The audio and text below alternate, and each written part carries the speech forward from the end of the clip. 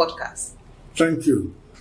You have this piece behind you, Yes. this xerography, I think it's called, and you did exhibit something of this nature at your last exhibition, which was at Arts 21 at Eco Hotel in Lagos. Can you talk about this medium, please, and whatever you want to say about it? Now, what has happened is that what you saw in Art 21 exhibition is a different picture, but there are elements in that picture that are also present here, particularly the lady that is wailing, the lady that is that appears to be in torture. What is missing from that other one is that the people, that is the people at the background, that is the girls that were seized,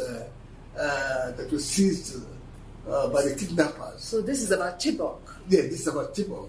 The Chibok girls are not represented in that picture. Okay. But the image of the woman or the young girl in torture that is here is like the one that is there. There was a question the other time about me replicating myself. And, so you see, now the same idea is examined.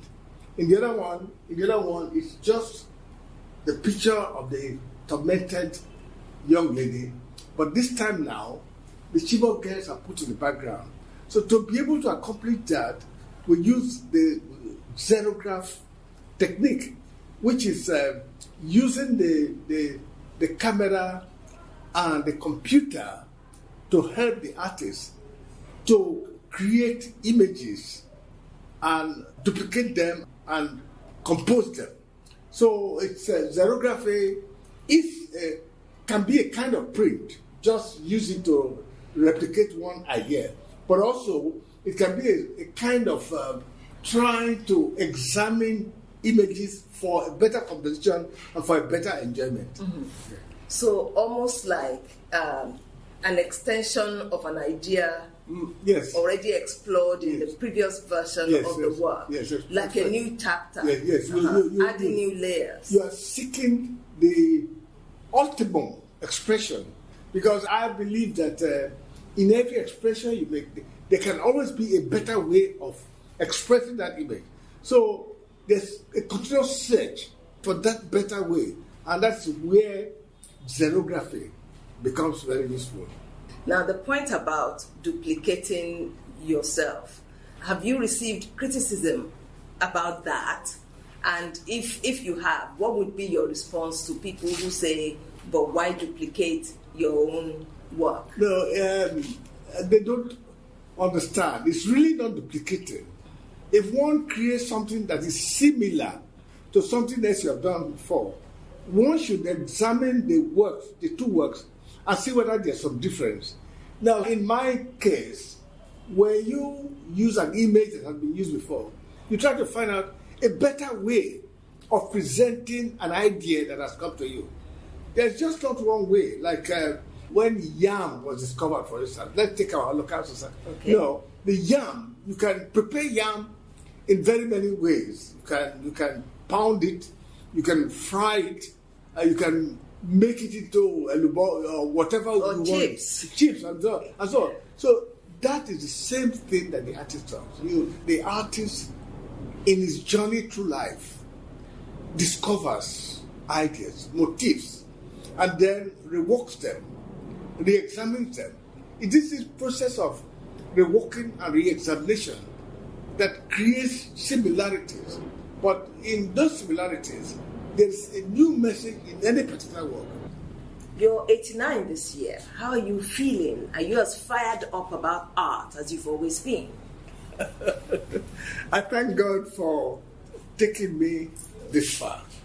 And as I've always explained, what keeps an artist going is the inspiration which he gets from his environment. I continue to have those inspirations, and so I continue to be fired up. Right now, I really feel that instead of just 24 hours in a day, if I could have 30 hours or 36 hours or 40 hours, it will be all right. Because there's really not enough time to express what I observe or what is born into to be born. So that's it. That keeps me working all the time, keeps me thinking all the time. How have you been navigating life and art during the COVID-19 pandemic, and what impact has it had on your work, your processes, and so on? But that's a long question. First of all, the pandemic is a disaster, something that affects all the world. And so there's no question of saying that the pandemic is something that has brought anything good. In our environment here, we have people who are dear to us who are lost through the pandemic scourge. So that is that. But we, the artists, or referring to myself now, the lockdown affects me in very many ways. Towards the tail end of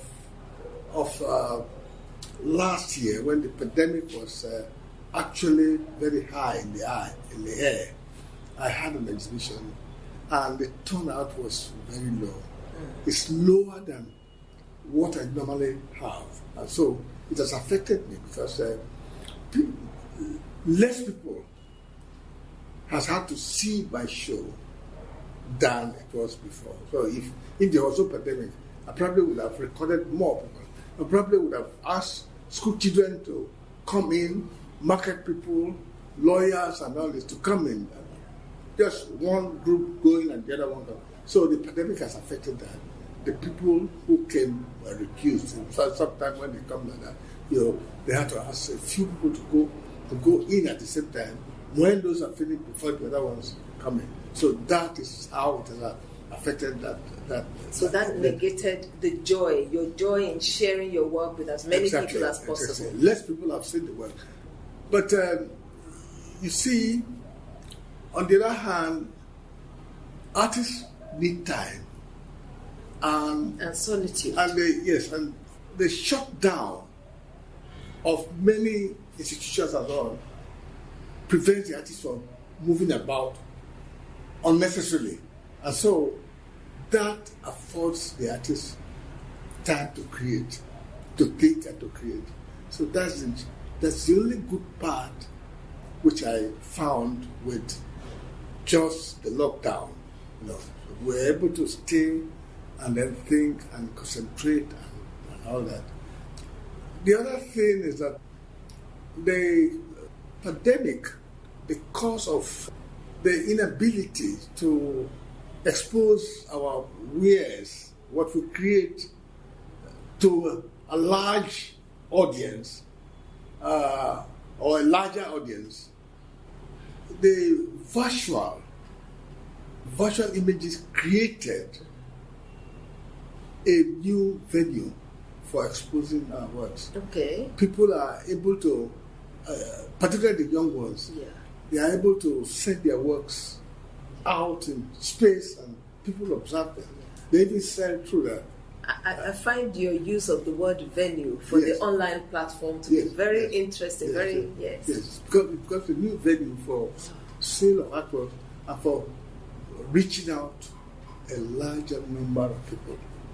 That is what the pandemic happened.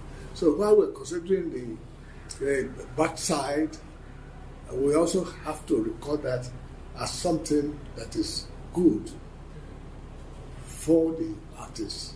The only disadvantage there is that the older artists are less able to use it than the younger ones who grow up just using their fingers to send messages and receive messages and then create things. So that is that about the pandemic. Yeah, I was going to ask about your use of the online space. Yes. Because I've been in a talk where you were present and you even contributed on Zoom. Yes. And so I came here today wanting to actually ask you about how you're working with younger curators, working across generations, and also taking on board these new technologies. And how has that been like, and has it been challenging? It's wonderful, wonderful, because before my last exhibition, we had several meetings. I had several meetings with the proprietor, and it was all online. One person was in Victoria Island, the curator, Kenny, and I were in Papaja here, and then the proprietress of the place is London. So we're able to connect. We're able to connect and then have the Zoom meeting. So that is going on now with the pandemic. So that is something that had been there, but we didn't really discover it and use it until the pandemic came out. So again, that is one of the advantages of what has come out of the pandemic period that we're passing through. Well, how did you find working with Kenny Ekundayo? Oh, fantastic. I like working with her because she is able to be patient with older artists who may not be as clever as the younger ones, the older artists. She's patient with them and works hard and draw a lot out of them. So because I just found this working together across such a wide gulf, generation-wise. Yes, I found that very, very interesting indeed. I enjoy that, and then she is an example of someone in the arts that is helping to grow. So with the exhibition that she curated, Facade, you had an installation there titled Reflections on the COVID-19, Reflections on COVID-19 Pandemic. Can you talk about that installation? What moved you to create it and what you were trying to communicate? Well, the COVID thing is in the air. It's in the air, and it makes us think. In thinking, we want to reflect on what other pandemic had appeared in the world before. And that took me back to about 30 million years ago, when there is this recording about Noah's Ark, when about only 8 people survived. So the pandemic had been there all the time. And then, of course, I linked it to some animals, insects and so on, that have been there with us. And so just through my own imagination, I connected the cricket, for instance, to one of the animals that survived the flood. The flood. So the flood was a pandemic. It was a pandemic. It was, I call it a pandemic, because something that will destroy the world, and only 8 people surviving, according to the biblical recording. Account, yes. That is pandemic. But if you go back to recent history, 100 years, 200 years, and so on, you go to Europe, and then even something that affected us 1918. Yeah, 1918. You see, and it's about another 100 years, another great pandemic. The great. But even before then, there was the Great Plague. Yes, the bubonic plague. Yes. Now and again, these pandemics come to the world, and so it makes us think that is that a way of God trying to send a message to us? Is that a way of telling us that our world is very fragile, and the world itself is something, according to the scientists, that may end? It's like we're within a star. Will the light of that star go off any day? So this pandemic thing helps us to reflect on those questions. But coming back home, there's one of the panels there that seem to show, to convey an aggressive mood, which reminds me of what normally happens when some people in the society, when they pass on, there's usually a kind of drama from the young people. Sometimes a very violent one. They destroy things like plants and so on, and they scare people out of the way. And it's an anger which comes out of that thing, which is sometimes even expressed even in masquerades and so on, just to show and mourn the passing of someone loved or someone great in our society. So that very one, that very figure, that very motif, exactly that. Then there's the middle section. Yes. The one lying down. The one lying down. Yeah. On a raised surface. Yes. It's a kind of coffin. Yes. In European history, there are some coffins. The person will be inside it, but the artist now decorate the outside of that. So that is what that one shows. But the one I created has some mystique around it. You find that there are hollows here, there are hollows there, and all that tend to give the impression that the pandemic is something where mass burial had to take place. Yes. And so you don't, in fact, think of just one vault to put all the things. In fact, when people had been buried here, maybe another trench would be dug somewhere to put the other people. So it's a multiple facet of the burials which have come through the pandemic. So you can go on talking about reflecting and asking yourself questions. That is what those 3 pieces are put together. 3 or 4 pieces, that's what they are meant to do to us as people who observe a creative work. Now, that piece, you make it to communicate or evoke all of these ideas. Yes. Now, in terms of collecting or a collector, yes. What kind of interest in that kind of work? Straight away, I want to tell you that not all artworks are collectible. Yeah. Some artworks are meant to be created and even blow out almost immediately. Yeah. Like people who make portraits on ice blocks. Mm-hmm. You know, those portraits don't land beyond the day. And I have witnessed a creation of an artwork, and then it was launched up. It went like that, and then it plunged into the sea almost the same day. But people watch the process. So the process of creation is important. And the effect of what happens either during the creation or immediately after the creation is also very important. They all leave lasting impression in the mind of people who watch them.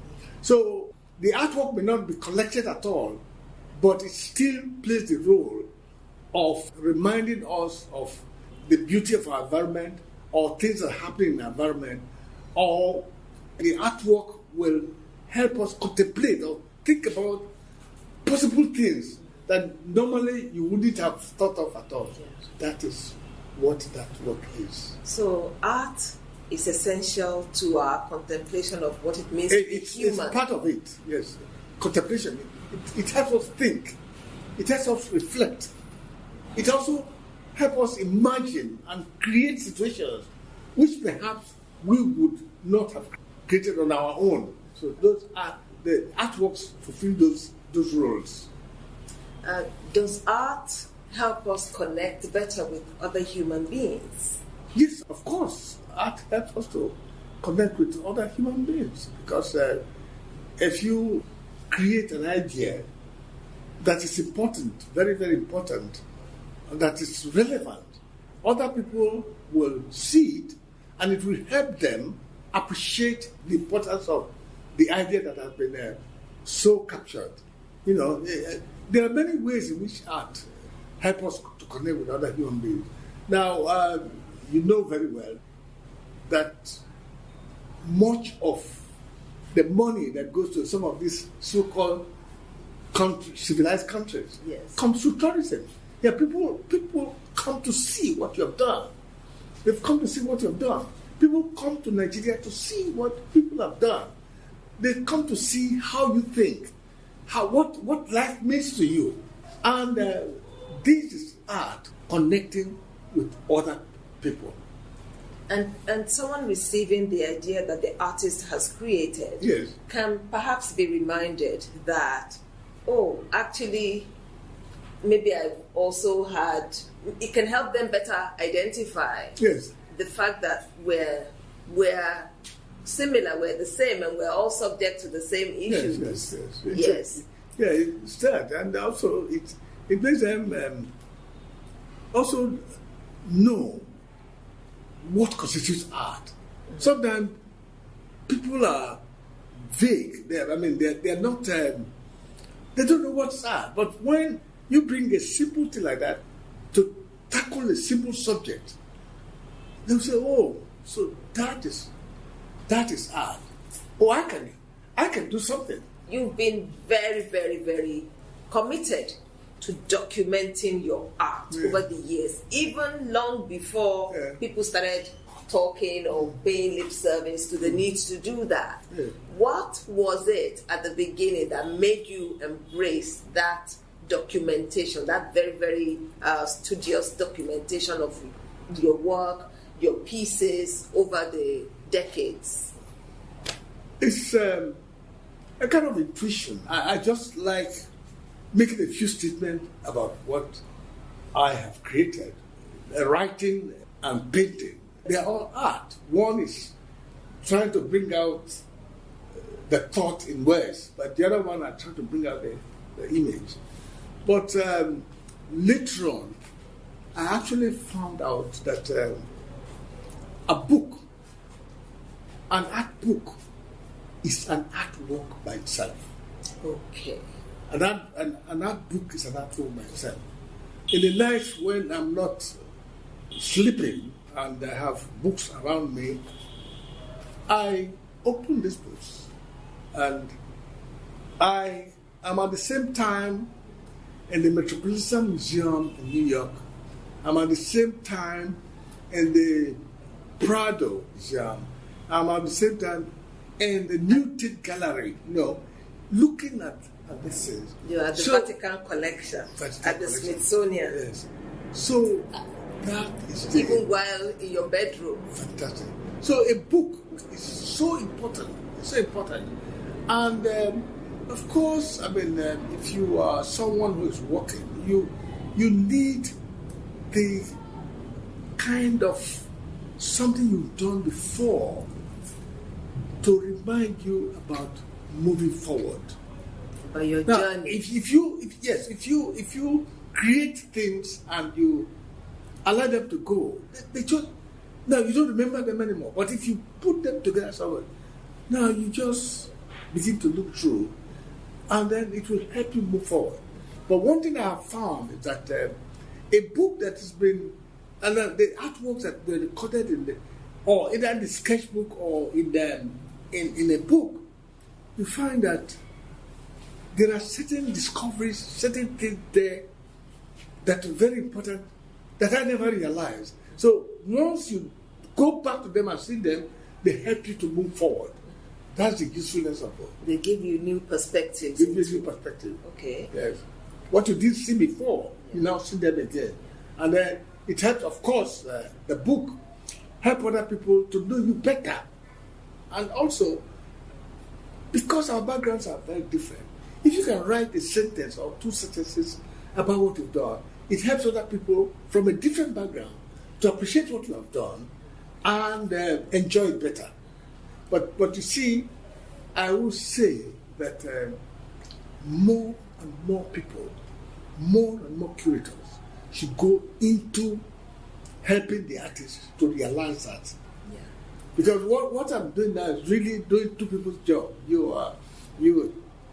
There's someone who should document this and present it to the public. And document even the exhibition. Yeah, they're created. But I'm trying to do that, although not doing it very well, not doing it as well as the other person. But it takes some time out of me to create something that is new. But since I found that creating a book in itself is like creating an artwork, it didn't bother me, so I had to do it. But other people in the environment should go ahead and do it. Which in a sense also is what a podcast is about. That this recording, what you're saying here today, will be on the internet. People can listen to it on their phones and on their other devices, and it's there for posterity. And it's a record of your consciousness on this very day, you know, for all time. You started the Hamatan Workshop, of course, 1998, thereabouts, I think. Yes. Yes.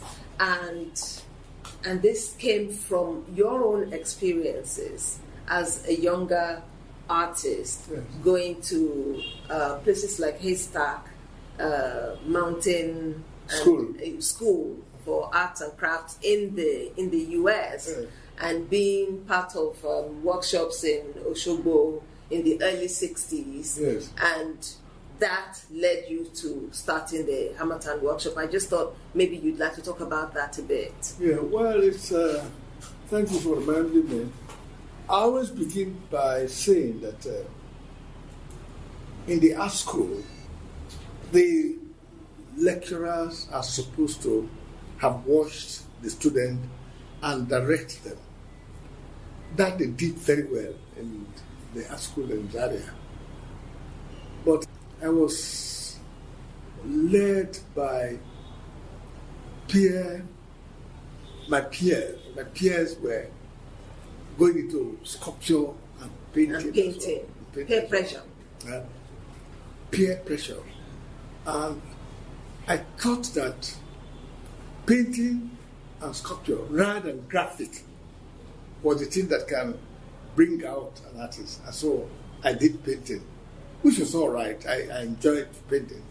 But it was when I left Zaria and was invited to those workshops in Oshobo, the Van Rossum workshops, Onobrakpeya really is a big masquerade behind all this.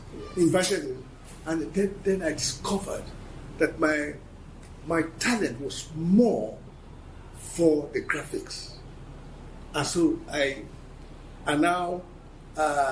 somehow Onobrakpeya, I don't know how he did it, got a professor from Tilburg University to come and hold a workshop.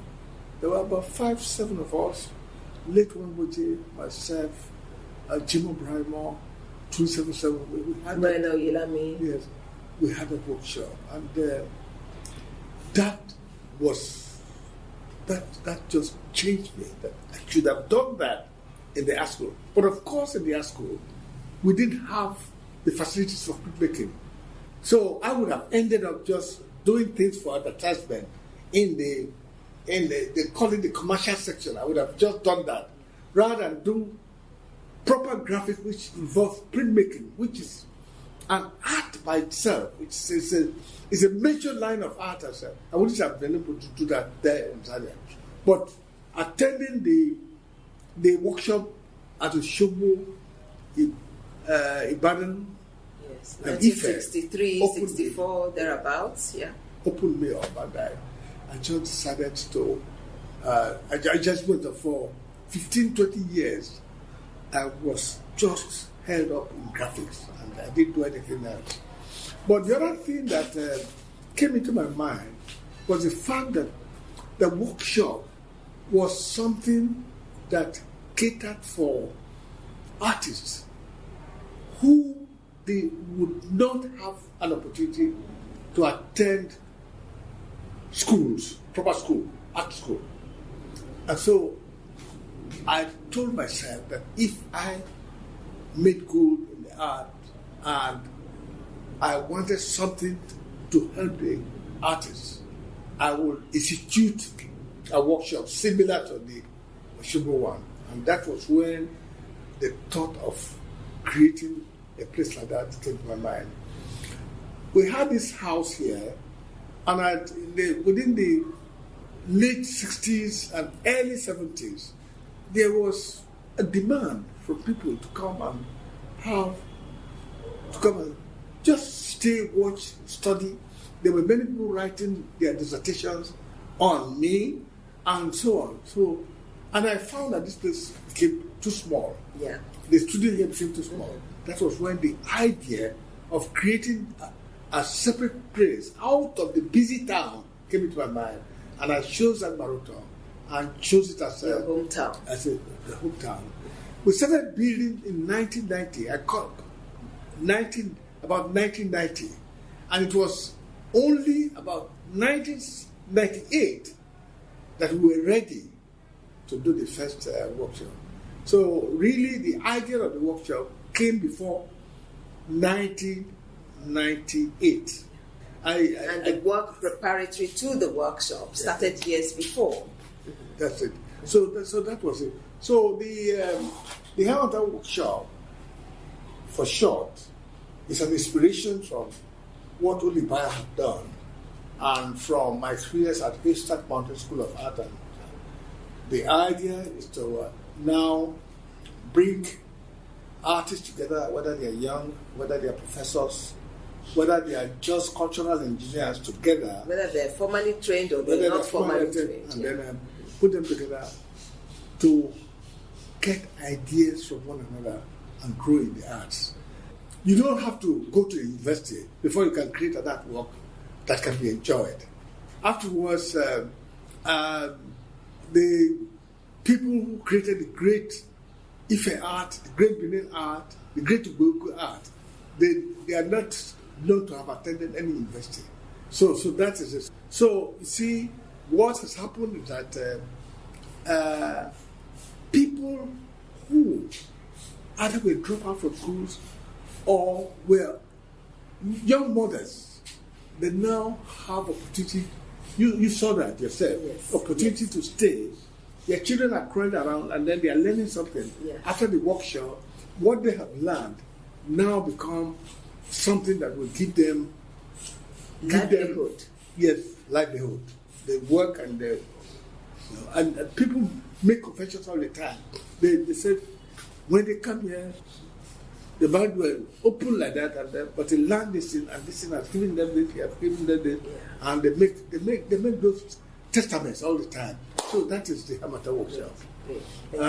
But let me add that not only the people in the rural area, professors, they go there and they have something, they learn something that they take to their...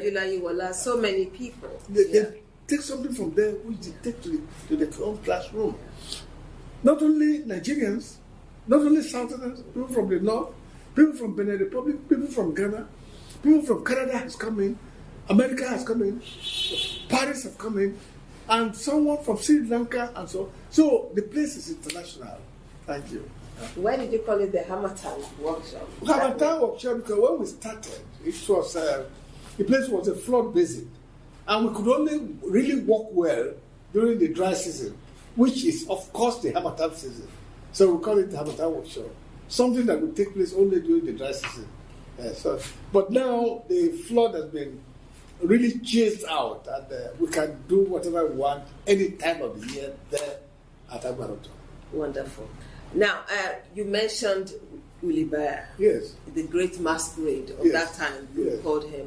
His widow, Georgina Baya, passed away recently. And you know, when they opened the Onobrakpeya Center, or when the archives were coming to us, we went together. Oshobo in 2011, we were there together. And we went together with Chief Oyelami to Iragbi. She is a contributor to the success of the Oshobo Art venture.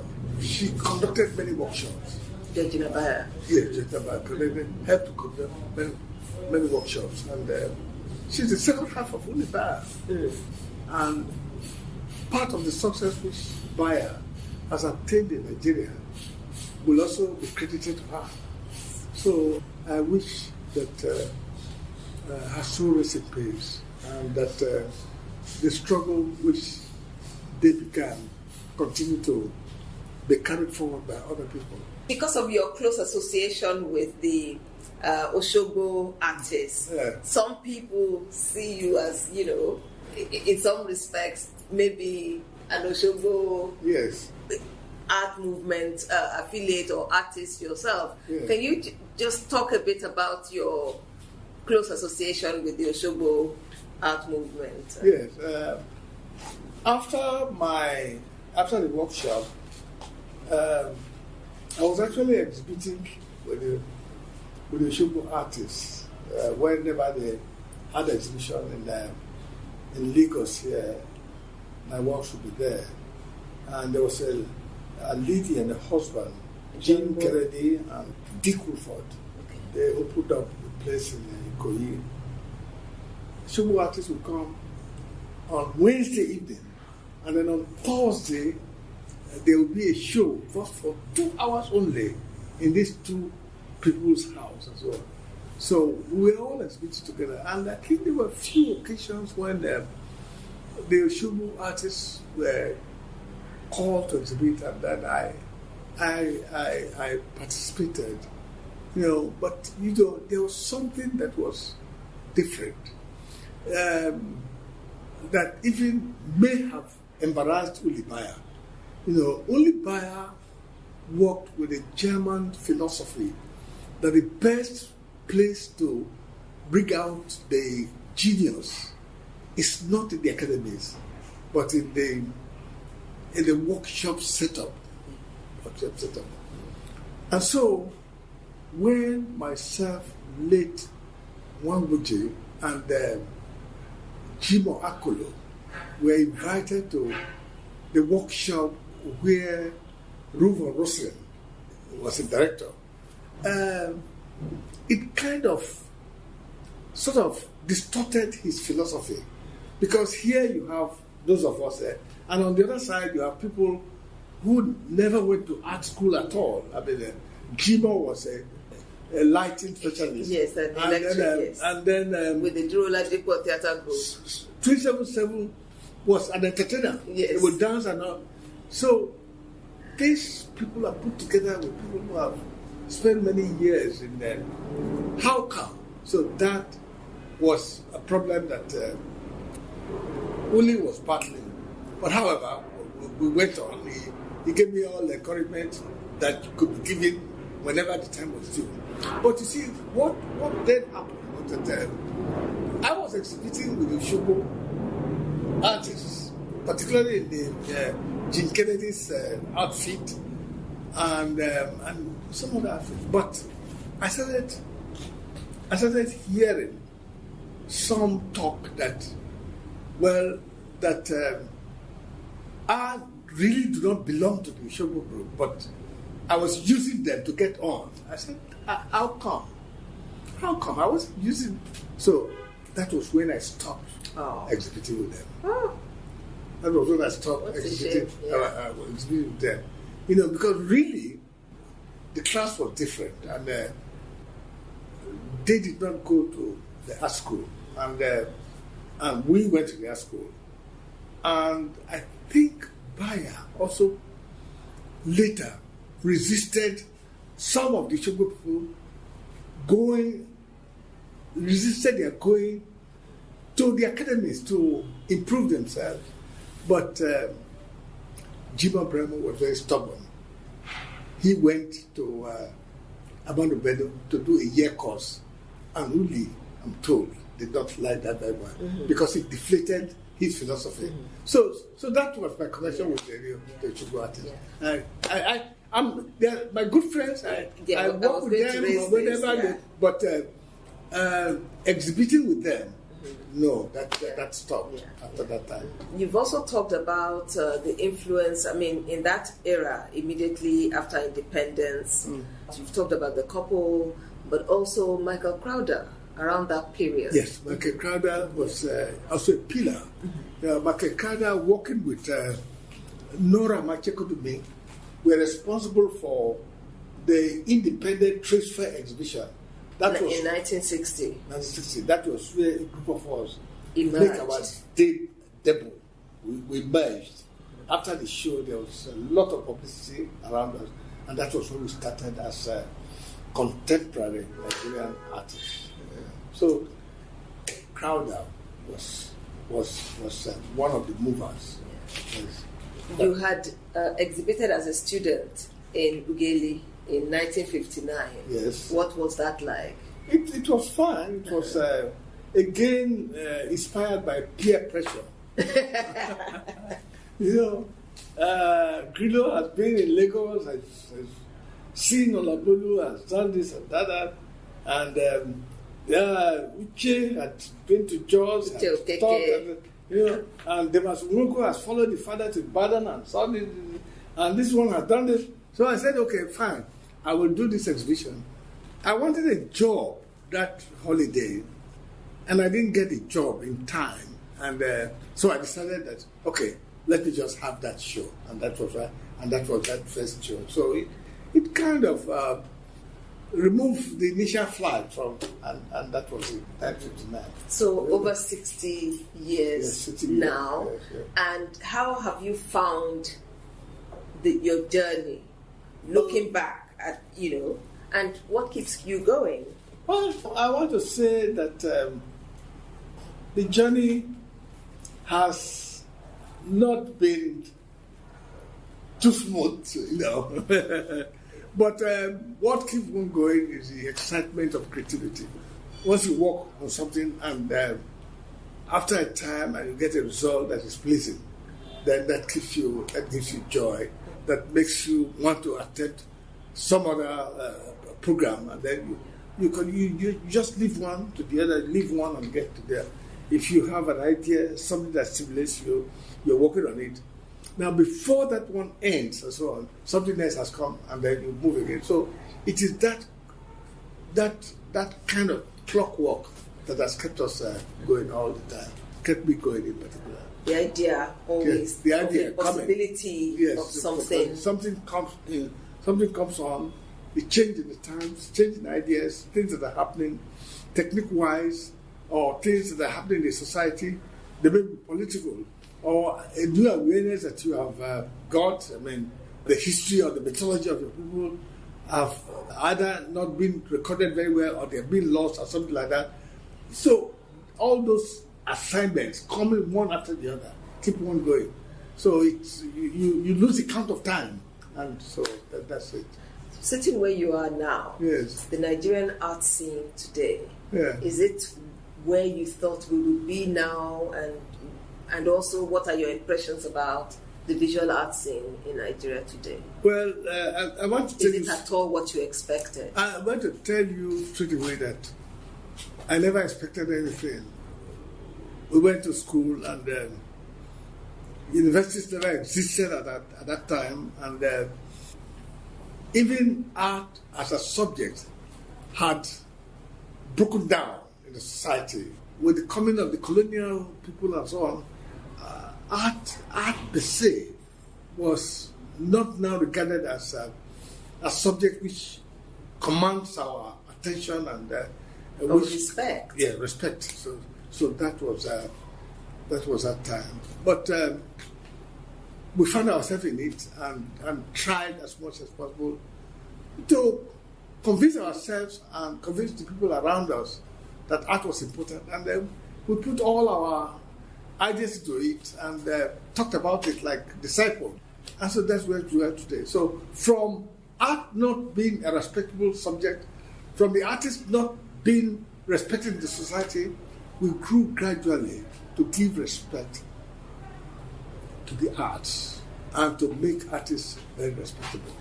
So we are growing every day. If you are an artist and you are employed by the government, you had this fixed, you had the salary, you were treated with respect. But even talking about respect, you find that artists can come from a university or higher institution and do not really need to apply for any job. I mean, they can employ themselves. And those of them who've been in the art for some time are able to employ other people and take them out of changing around for jobs and so on. So art became a very, very respectable thing. And I'll tell you one story about artists. You know, we were in Agbaroto, and then we went to a small village to get ideas for pottery and so on and so forth. And then we drove in a convoy, and then the people, for whatever we wanted to buy, were so highly inflated and so on and so on. So we said, look, we are workshop, we don't. They said, you don't have money, look at the cars that brought you in. And that was true. At that time, if you went to the Hamatan Workshop, the entire common was filled with four-wheel drive, expensive cars and so on.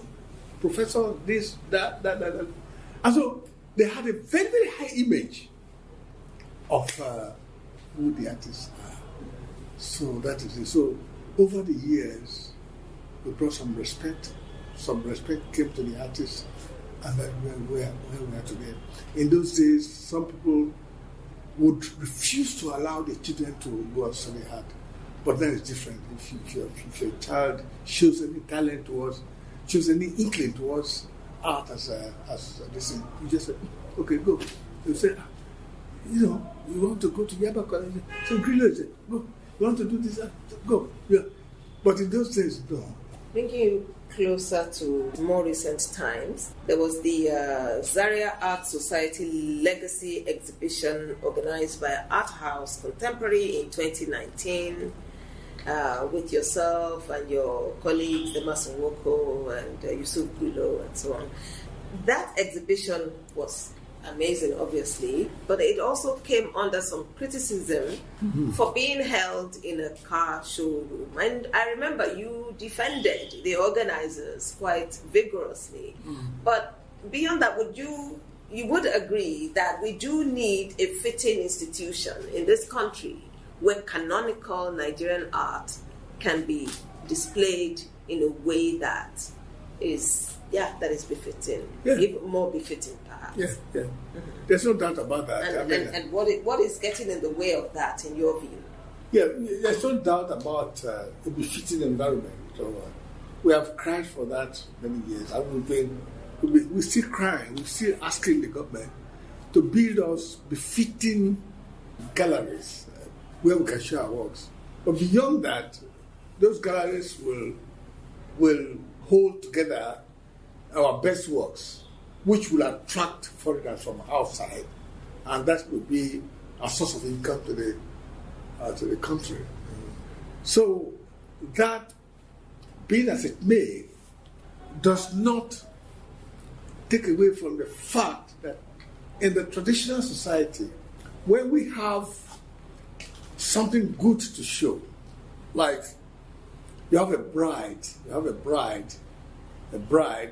undergoing the Omoteyawa ceremony for 7 days. The bride will be dressed up very well with all the ornaments and all these things. The mother will also dress up, and then the husband will also have an appearance too. And they go to the marketplace. Something that is cool, something that you have to show. You show it in the marketplace most of the time. That is a canon in the traditional society. You don't take it to a golden palace. So why must we not show our art in the marketplace? Why must we not? There was a time when the trade fair, the Lagos Trade Fair, started. I had up to about 6-7 sessions. In fact, every year they would keep my place there, my signboards, and from Balewa Square, the road to my 2, Badagry Road, and so on. were showing. And in fact, that first trade fair which brought us out, our generation out, it was in the present Bonny camp. It was after the trade fair that the soldiers took over that place as well. So, the question is, why can't we show our art in the marketplace? While we agree that for the novice, for the elites, for all kind of people should have a special place where they will see the art and so on. Nobody should dispute the fact that wherever you are, whoever you are, create art around yourself. They used to say, move away from Mushi, go to Victoria Island. Then you see the rich people and they will buy your art as well. I said, art is not really for buying. Art is something for living. You want to live and enjoy with it. It's not just for buying. Sometimes the monetary aspect of art is not the most important thing. You see people do art and launch it into the ocean and so on. So it's not the monetary part of it. But art is something that sends message to you, that touches you spiritually. And nourishes your soul. And nourishes your soul. So that is it. So you can be anywhere. And elevates our reality, experience. You can be anywhere. Yeah. So art shouldn't be that, because we're in Lagos. Lagos is a modern city, and therefore there's art there.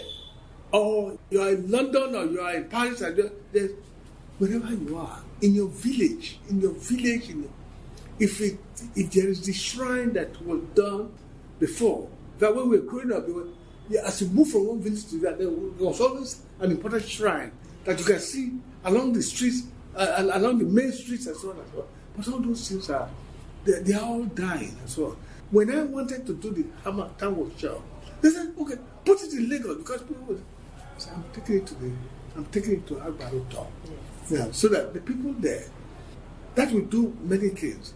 When the people there would see something that they like, something that will help them develop their own personality. It will help them develop their own personality. Now, the people in Albaruto, the girls they were shy before, they couldn't come out and do what.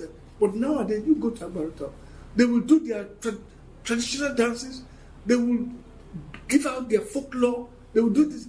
That is the value of art. Value of art in a rural place. The art is there to help the people develop their personality, to give them identity.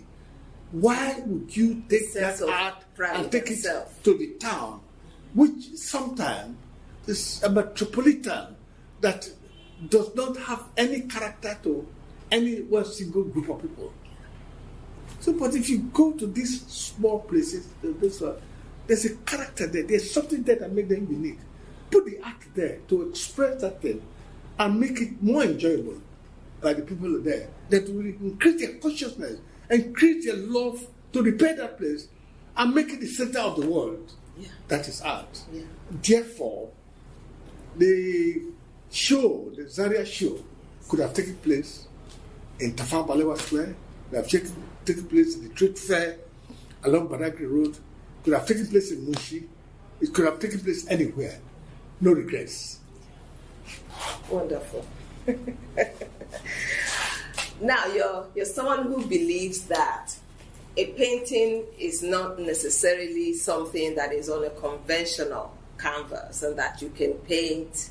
We saw evidence of that in your last exhibition, Facade, with works produced on triptyline canvas and so on. Can you share a bit on how you invented these modes of presentation? The invention, it comes through trying to solve a problem.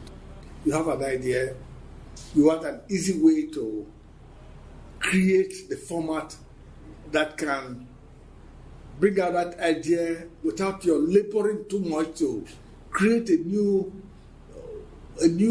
space, new drawing, a new this. You have those problems, you want to be able to solve that. So The triptyline and triptyline is one of the ways I developed to help make it easy for me to re-examine artworks that I've created, to make it possible for me to add new ideas to the old idea, and make it possible for me to, from a small sketch, go into a larger sketch. Something that can make it possible even to have a limited edition of a painting rather than just one of it. There's always slight differences that if you have two prints, for instance, that come from the same, one is different. So something that can give you that with painting behind your mind is the triptyline and the diptyline. The triptyline is triptych. Yeah, There's like three layers. One layer, the canvas, and then in between, the drawing, which is on paper, and then outside it is a screen, which holds onto the paper and makes it impossible for it to be torn, to keep it away from the air and so on. And then the paper itself, which is now protected behind it with the canvas. So the material itself is stronger than the ordinary canvas. The ordinary canvas is just one, but the triptyline has three layers, and they are put together just to produce one thing. So that is it. So, but the idea of using it to creating something that will make it easy for you to re-examine an idea that you have, that seeks improvement. That is where the triptyline and the diptyline come in. Triptyline, three layers. Diptyline, 2 layers. So that is where it comes in. You had also in that exhibition singular works that were produced over long periods of time, yes, even decades. Yes. Yes. So what's going on there? Well, there are some works that were done that were produced in 1962. There are some paintings. Yes, yeah. They were done. Even some of the works that I did during even within the art school time. Yeah, there were those that were not completed. They were completed over a 10-year period or 20-year period. Yes, so some of them were, but there were a few of them that were completed about it. They were small each and they're there in the exhibition. Those things are there. We created them, they're there, and now they become very valuable because time and the subject they were dealing with is also different. And so it's good to put such things side by side with new ideas. Now, the importance of adding those works down to bringing those works to the exhibition is the fact that as an artist, you want to struggle to become a contemporary. It's also possible that you are just a temporary.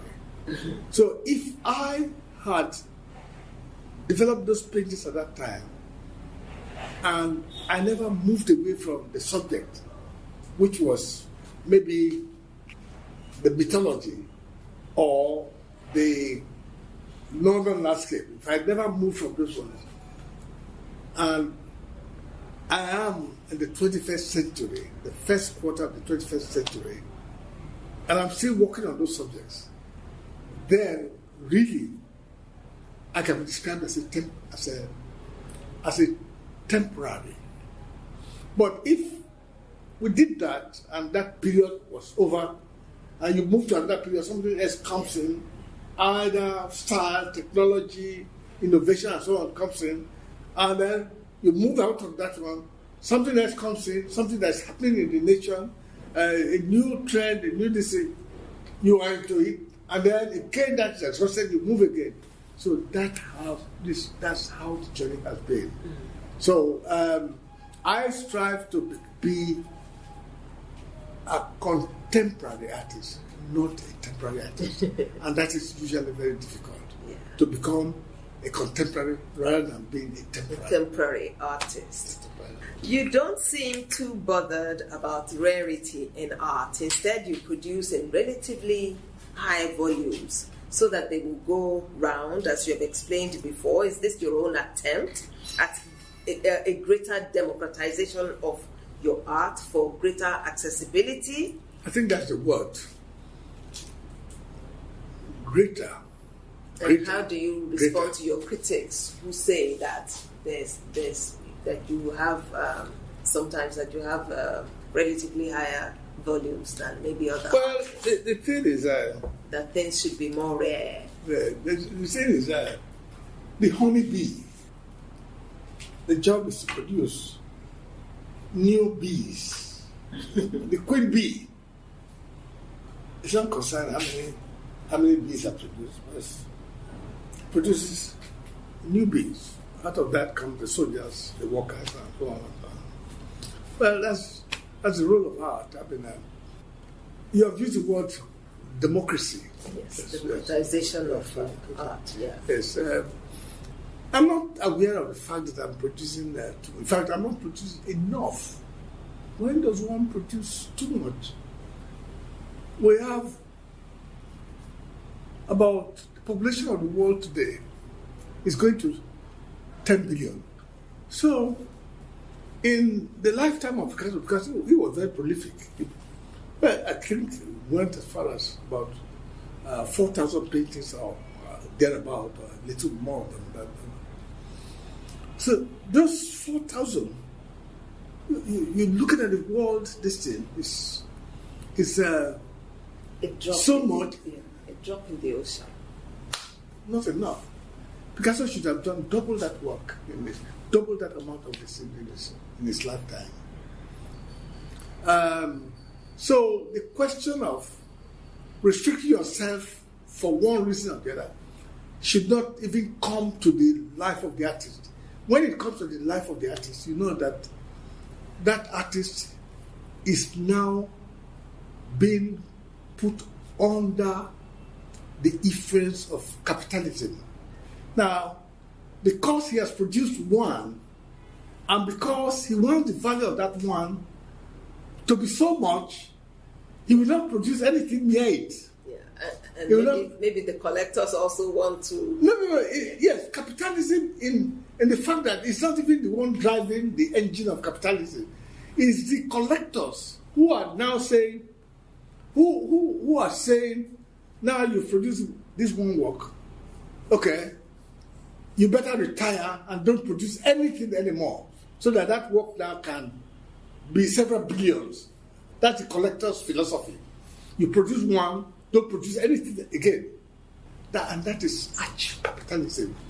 Well, once that goes into the mind of an artist, it's a plague. It's a plague that will destroy whatever observation, whatever something that is salient, that is within, that is coming out, that is within the subconscious, that is within the environment. That's the plague that will destroy it. Leave yourself free. When the inspiration comes, put it down. If you can develop it, and then just go ahead. That is me, and that is what I think should be the role of a true artist. And you leave the rest to posterity. You've said before that when a priest puts together the items in a shrine, yes, it's an aesthetic. Yeah, it's an expression of aesthetic. Yes, as well as spiritual. Mm-hmm. Yes. Yeah.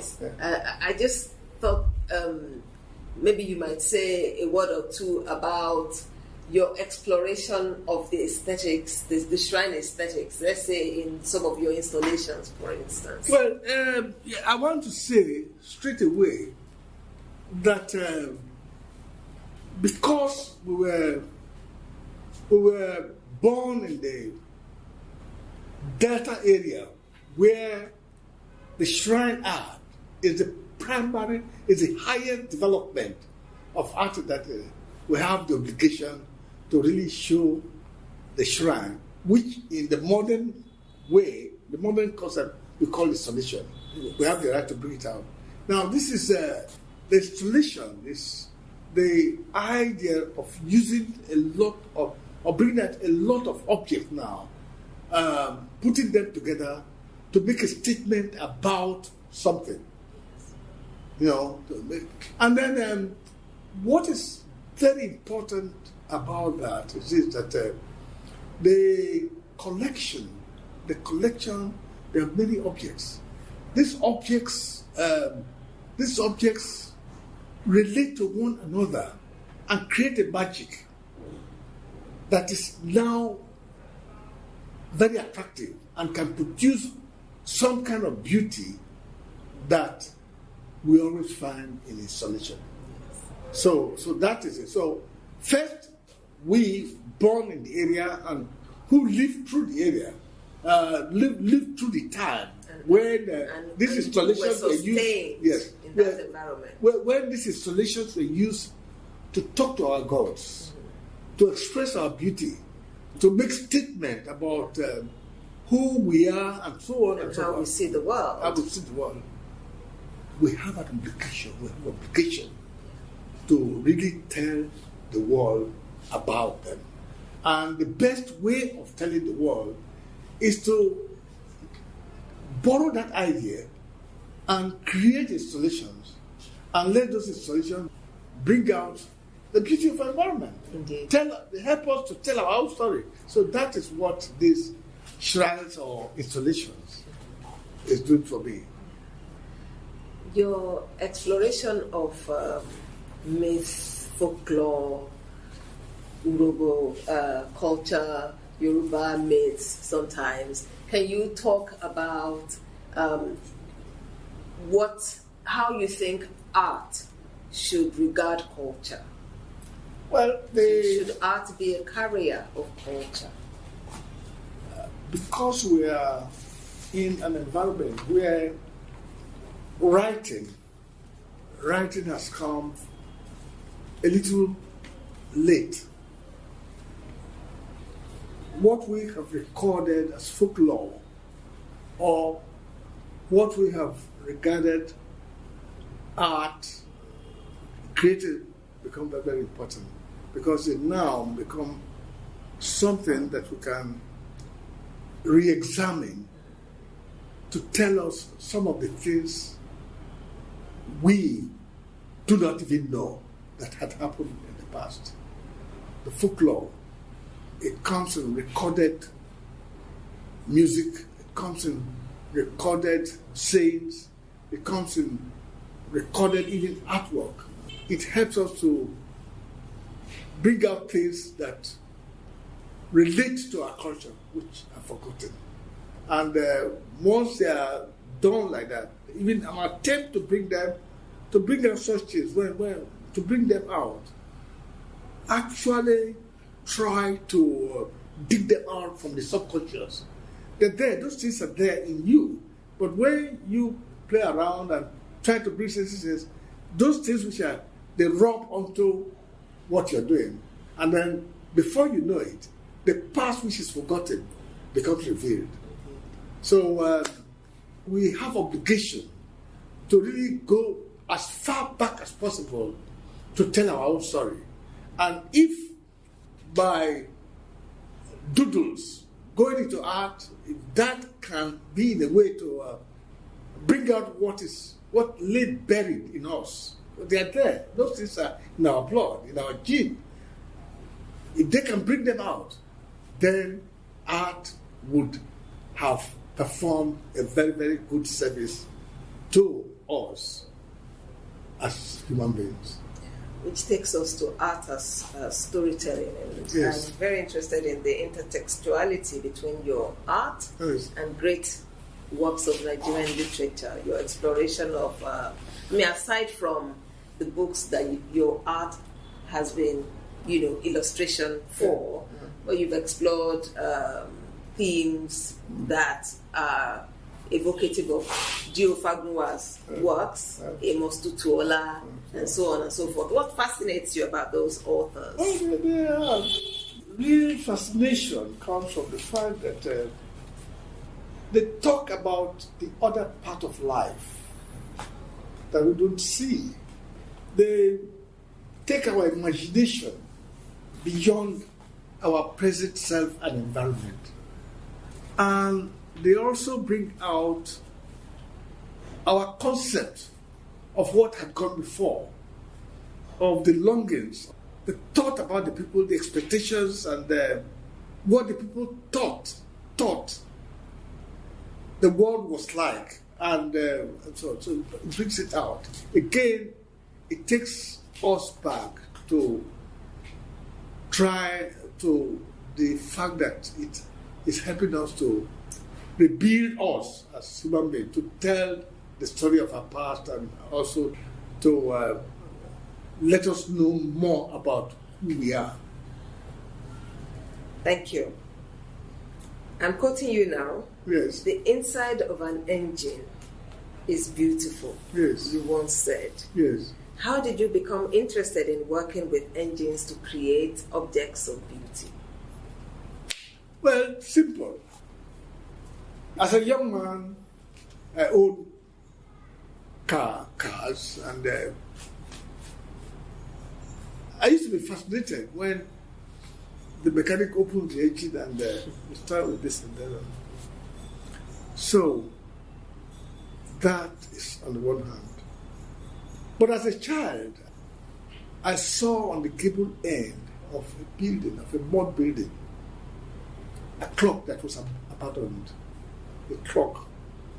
I saw the intricacy, the circles, and the circles, and the way they are put one to the other, walking, some smaller, some bigger, and so on. And I saw it was open like that, discarded. I wanted it, but it was far away. I couldn't reach it. And the bigger boys in the group, they dragged me away. I was crying, and they dragged me away. I didn't have it. But the impression was never lost. So as I grew up, anything about engines intrigues me. Perhaps maybe if I had studied science, I probably would become an engineer, an automobile engineer sometime, or any engineer that could be involved with delicate working engines such as the hand watch or the wristwatch or the clock. So that was there. But later, as time goes on, that thing keeps bringing itself back. And recently, recently 2, 3, 4, 5 years, and so on and so on, I have stayed here, and so this new car parts and this started showing up the same day. They've been thrown away, they're users, they trade them away, and so on. And I said, look, these things are piece of sculptures. And they've been thrown away. If an artist were to spend their time to create a form like this, he probably would spend several years creating that form, and he hasn't gotten it yet. But here, this is a form that is being created, and it's being thrown away. Now, what can I do with it? So that was when assembling them came to my mind, and as I put it in, I found them very, very excited. And I just sometimes tell myself that if the makers of the great Benin art, or the Ife art, or Igbo art, or even the Nok art, had encountered this form, and then at their own time, what they would have created would have been very different from what they said. So I said, well, these are things that have come to us in our generation. Why don't we use them? But beyond that, these forms are very beautiful. Yeah. They have all the elements of art. Circle, squares, rhombus, all that kind of this. You know, and the forms are there. You know, the forms are there, and the shapes are there. You know, and so I started to assemble them, and that is what constitutes my series, which I now call the Beauty of Machine. The machine, when you expose it, ordinarily they close them up. The watch is closed up, the car is closed up, the washing machine is closed up, and all this. But it's when they are discarded, and you open them up, that the real beauty of those mechanical things come out and you enjoy them. So that now became a branch or a line of art which I have exploited, which is under now placed under the title of the beauty of machine. The beauty of machine. But I will remember that. How do you stay fit? How do you relax? I don't know. Maybe I don't relax at all. And, I don't even stay fit. But I remember you jogging in the morning in Agoroto. Well, yes, I still do a bit of that. I still do a bit of that now. I still do. So that's part of it. But you see, if the mind keep walking, then you don't feel tired. It's only when you're bored that you can feel really tired. Perhaps also because what you do is something you enjoy immensely, so does it feel like a hobby? Yes, that's it. Yes, it's a work. The way they put it is now work becomes play. Yes. Work becomes play. And that's it. It keeps you on. So you're not aware that you're working, because the work is like play. Yeah. Like a child. Yeah. So I used to tell people that as an artist, you should not grow out of your childhood. Don't grow out of your childhood. Because the child will see something, is very excited, and is working with it, and all that. Then when he satisfied, he discards it and runs away, and something that catches his attention as well. So that's how the artist, is excitable. He sees something that's new, and then he examines it, he plays with it, does this. When he's tired with it, puts it aside. But before that is done, something else has caught his attention. So that is it. I think that's it. So really, this is a natural rule. Where the work gives you the same pleasure as play, then one can never get tired. How do you hope future generations view your work? Well, that's what we're doing now. We are preparing materials for the future generation. They will look at this thing now, and whatever I've said now, these are the materials for future generation. But the future generation people will see the works that have survived, and they make up their mind about it. But what is really very important is that your own generation does not give you the best appraisal. It's the people who were born later that will now, nothing will obstruct them at all. They will judge you and judge you right. Where you blundered, what is good about you, what is that future generation that will do it. What we're doing, we live in a bit of ourselves here and there. You can see that work, collectible by. So that in itself, the people will look at all that, and perhaps the name is not forgotten, they will link that name to that one. So they will remember us as someone who created something at one time or the other that has created opportunity for people to reflect on their life and on their time and their life. Reflect on nature, reflect on several concepts, good and bad, the earth, the heaven, the spiritual world. But by and large, I think the future generation will look and see that this is a man who has lived within this period, like the life of every human being. Like you are imprisoned in a particular time and space. And so, whatever you've done can be compared with what has come before or what has come after. So that's it. But I want the future generation to look at me as a human being, as a human being, with all my failures and with pieces of things that make me happy, like every other human beings and so on. I want them to look at me as something, as an observer who sees things in nature and so on, and help them to think about life. I want them to look at me as a teacher. And then I want them to learn to treasure, build on the environment they meet. You're a black man and you're born in this environment. I don't think you should pay anybody to think that, oh, you should have been white, or this. God has a purpose of creating you that, and be the best of what you, and the situation you find yourself, make the best of it as well.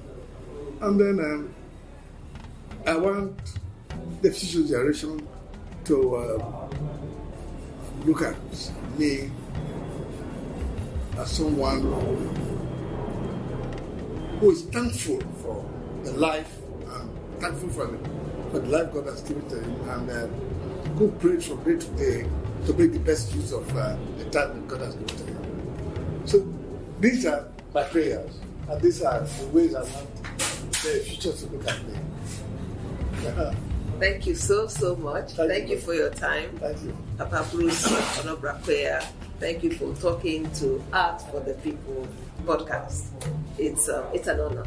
Thank you very much. Thank you, sir, for giving so generously of your time. Yes. Thank you very much.